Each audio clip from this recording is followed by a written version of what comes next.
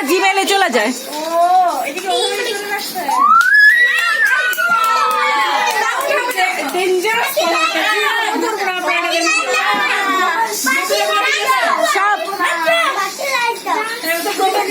পুরা না না না না মেসেঞ্জারে যাবে না, মোবাইলে যা যা ছবি তুলবো ও দেখে।